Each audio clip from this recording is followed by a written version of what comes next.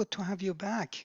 For this lesson today, we're going to continue with the stoichiometry, gravimetric analysis this time, and we're going to do a challenge question involving mystery solute. So here is a question is actually directly related to lab work. So pay attention to this question. It's very, very good question. It's a challenging question, but we're going to use this question as a practice to solve for specific unknown that is actually working backwards. Okay, here's a question. A 1.250 gram sample of an unknown metal carbonate. We don't know what it is. It is unknown metal carbonate, and the formula for that is MCO₃, and I used M to be the just the placeholder for the name of that metal. We don't know what it is dissolved in water and reacted with an excess of aqueous barium chloride, BaCl₂. All of the carbonate ions are precipitated as solid barium carbonate. So BaCO₃ is a solid and is precipitated according to the reaction below. Now this reaction is set up, I have set up here, it is the double replacement reaction. So the metal has switched across from the carbonate to chloride, and so has barium. So that's what that is. And then the question is the precipitate is filtered, dried, and found to have a mass of 1.973 gram. This is actually what you would do in a lab. And then there are 4 questions we need to answer. Calculate the moles of the barium carbonate formed, determine the moles of the mystery metal carbonate in the original sample, and calculate the molar mass of the metal carbonate, which we don't know what it is, and identify the metal M and write the name of the unknown carbonate.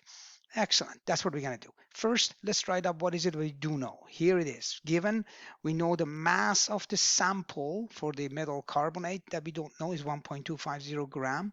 We know the mass of the barium carbonate at 1.973 gram, and this is what is given to us after we filtered, dried, and find the precipitate, which was the barium carbonate at 1.973.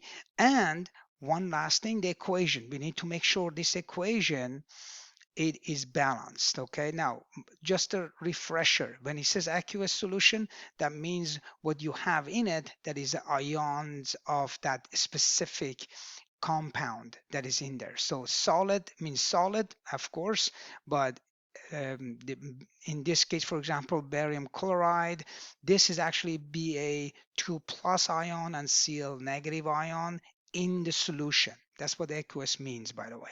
All right, so they are ions that are floating in the solution, but they're not solid.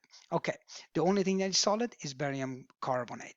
All right, so the first question, calculate the moles of barium carbonate formed. So that's very simple. We're going to go through the mole calculations, and first we have to deal with the molar mass. Let's find out what the molar mass of the barium carbonate is. So here is the molar mass. I broke it down on the right hand side in a column wise, and we get 197.34 gram per mole for barium carbonate. Now we're going to go ahead and find the moles on that. So number of moles of barium carbonate is equal to, and then we're going to use mass that we got in our experiment, 1.973 gram, and then we're going to do 1 mole over the molar mass, which is 197.34, and our answer will be 0.0100 mole, and this is approximation.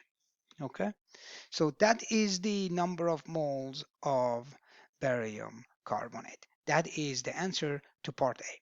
Now let's look at part B. Here it is. Determine the moles of the metal carbonate, the mystery metal carbonate in the original sample. All right, let's find out. The first thing we need to do, we need to find the mole ratio. And the mole ratio, based on the equation that we have. Here's the equation that we have. The mole ratio for barium carbonate and the mystery metal carbonate, it is 1 to 1. It is balanced. So that and that, 1 to 1. So now let's go ahead and say this is carbonate to 1. All right, so if that's the case, we know that the number of moles for barium carbonate, we just calculated that, and that was 0.0100 mole. Okay, so that means that number of moles for the mystery metal carbonate is still 0.0100 mole. All right, so that is the answer to part B. Now let's go to part C. Here's the part C. Calculate the molar mass of the mystery metal carbonate, and that's straightforward. Well, the molar mass, remember, is given by mass divided by mole, right? And that's part of the periodical table. You can just look it up in for every metal or every element in there. Every element, I said metal because we're dealing with metal here, but every element has got the molar mass and is given by mass over number of moles. Well, we know already that the mass is given to us by, that was a sample mass of 1.250 gram for the metal carbonate. We also know the number of moles. We just calculated 0.0100 mole. So do the math on that, and the answer is 125 gram per mole. That is the molar mass of, so this is the molar mass of mystery MCO₃. Okay, that's the molar mass of MCO₃. This is the answer to part C. All right, simple as that. You just go through it and do the math, and that's what you get. Now let's look at the last question. The last question is identify the metal M now and write the name of the unknown carbonate.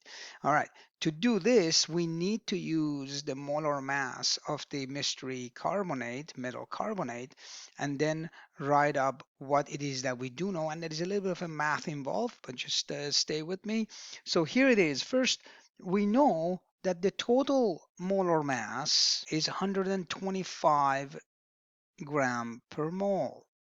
We also know that the metal carbonate is, we have this ion M2 plus, that metal, whatever that is, and then CO₃ 2 minus. By the way, these are the carbonates, these are the ionic form of this metal carbonate when you break it up. So we can actually write what is the molar mass of each one, or knowing that we don't know what the molar mass of the metal is because we're going to find it, but we know the total. But we also can come up with the molar mass of the CO₃, which is, so molar mass of CO₃ 2 minus, that is carbon we have, that's 12.01 gram per mole. We have oxygen, which is O3, and in this case 3 times 16.0 gram per mole. And then we just add them all up in here, we'll end up getting 48 and 12, that's 60 gram per mole. This is for only the carbonate ion. So, but we do know the total. The total is 125. So if we know the total, what would be, so the molar mass of the mystery metal is the total 125 gram per mole. Subtract away the carbonate molar mass, which is 60. And what we will get is, so the molar mass of this mystery metal, the unknown metal, is 65 gram per mole. All right, now you're going to go to periodic table, and then you're going to look which metal has molar mass close to 65 gram per mole. Okay, let's check it out. Okay, so here's the periodical table. I just pulled up any periodic table that has got all the information from the net, and notice that the number that is in here, right here, it says hydrogen name is there right below the name. That's your atomic weight or atomic mass. okay? And if you go through and you notice that we have 65.0, so anything close to that, it will work. Now, as I am going to focus in here, notice that this row right here for metal, you notice that you start with 47, 50, 51, and it goes up all the way to 63.38. But the next one over could be 69. That's too much. So 65 is as closest that we can get, and that would be our metal, which is the zinc. All right, simple as that. And then we're going to go back and then rewrite and answer the rest of the question. So the metal that we have is the zinc. Okay, and once we have the metal zinc, we now know that the compound, and that's the carbonate, is zinc carbonate. Okay, and that is the answer to that question, the last part of that question. All right, now quickly going through a couple of things, common traps and common mistakes that students make. Number one is that you must use, let's go back to the first thing, you must use the calculated, weighted, and what you have mass, which is part of the product. So you have to start with the product. You can't start with the sample 1.250 gram sample unknown metal carbonate. You can't start with that because we don't know what that is. We don't know exactly, but what we do know exactly how much we get is 1.973 gram. Now in this specific case, you don't have to worry about percentage yield or anything like that, but because what we have is what we have and we have to deal with that, unless it's asking you what is the percentage yield, and you go ahead and you calculate that, which we've done that in different videos, and I'm going to put a link through either in the card or the description below. Okay, and check that out. All right, so that's number one. You start with that. Number two, the equation needs to be balanced. It has to be balanced. Make sure it is. Okay, and a lot of students, for whatever reasons, they make up stuff. They make up, instead of being 1-to-1 ratio, they make up as a 1-to-2 ratio or 1-to-3 ratio. I don't know why they would do that, but sometimes they do. So just be aware, that's the coefficient that matters. The coefficient that matters. And once you set up the ratio, and everything else will be okay after that. Number three is that when you do the molar mass, make sure you leave it as accurate as you can. Do not round the number too early, immaturely. So leave it as be. Probably 2 decimal expansion is okay. What you read, you get, and do that, and then add them all up and leave it like that. And at the very end, whatever the question is asking you, so in this case, they didn't say leave the answer to 2 sig figs or 3 sig figs, but it seems to me that they're leaving it, the final answer, everything that I see here is 4. So you have to leave your answer into 4 sig figs at the end, okay? So make sure you do the calculation properly there. Then, of course, changing the molds, changing the mass to mole. Make sure you know how to do that as well. But the major part, again, I'm just going to reiterate, is the mistake that student make with the mole ratios. Make sure you understand what that is. Okay, so it's 1-to-1, and then you use that, and of course you calculate the number of moles for the missing.